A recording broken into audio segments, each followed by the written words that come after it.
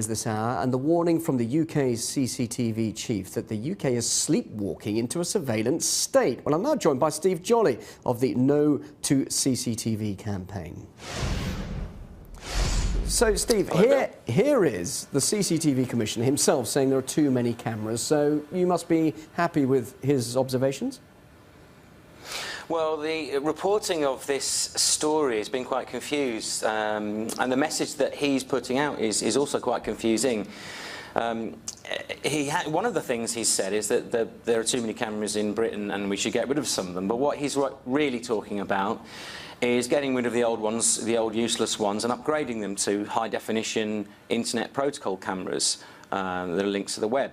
He's really talking about a massive upgrade in surveillance. He's certainly not talking about diminishing, limiting and restricting this increasing power of the camera surveillance networks. Well, what's the problem with upgrading? What's the problem with that? I mean, surely if you ask people out in the street how bothered they are about these cameras, whether in shopping centres or wherever, most of them would actually say, well, we're happy because they make us feel safer. When people from overseas visit Britain, they're shocked at the number of CCTV cameras, and they're also quite surprised that UK citizens don't seem to mind and they don't seem bothered. I think the British public has come to accept CCTV as just something that's just there. They don't really question it. Most people are quite apathetic about it. A lot of people do support it because they believe what they've been told. They believe that it fights crime and keeps you safe. Unfortunately, there's a lot of research, most of it in fact, that shows that's not the case. The crime-fighting claims have been exaggerated. OK, give us the main problems then. I mean, is it intrusion? Because when you think about all the intrusions supposedly going on with the GCHQ, intruding into computers and communications, actually appearing on some sort of CCTV camera, that's really not really what's going to bother us these days, is it? Well, you see, this is the problem. A lot of people, they don't really understand what we're talking about. People still use the phrase CCTV, which is meant to mean closed-circuit television. We're now talking about open circuit, with software running behind the feeds, analysing it with computer algorithms to detect suspicious or abnormal behaviour, to predict behaviour. We have automatic number plate recognition. We have facial recognition.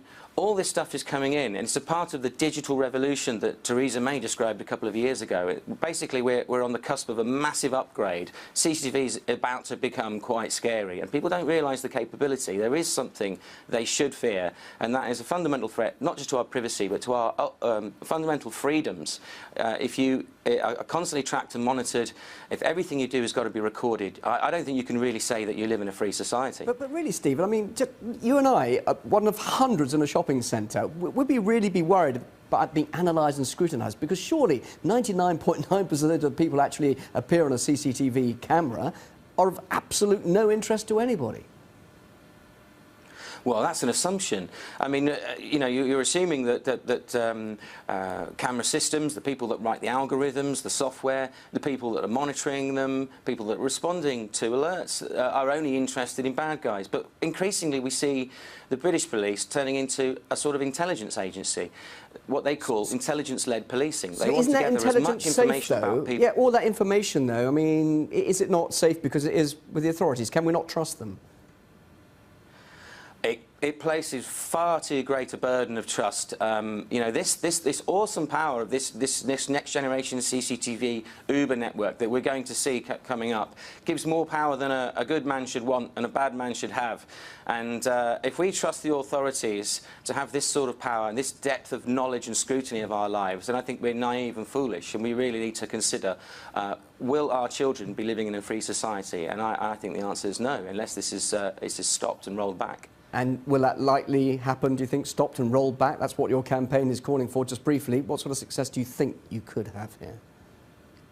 Well, what the Surveillance Camera Commissioner is attempting to do at the moment is the manufacturing of consent. On the one hand, he's saying this is all about to get a bit scary. It's really intrusive, high-tech and extreme, just so as you know. So he's saying, right, we're telling you about this. The government's telling us so that we can't later say, well, we didn't know. But on the other hand, he's saying, well, don't worry, leave it to me. I'll write some rules and regulations so you needn't worry. So what's going on here is basically the manufacturing of consent. And the government's already produced a slogan called surveillance by consent, which they claim applies to Britain. And, you know, so now is the time. That during this exercise, the manufacturing of consent, now's the time to withdraw that consent and say, no, we don't agree with where this is going. It's too extreme and it's time to stop and rethink. Steve Jolly from the No CCTV campaign, live on RT UK. Thank you very much indeed for joining us. Thank you, Bill.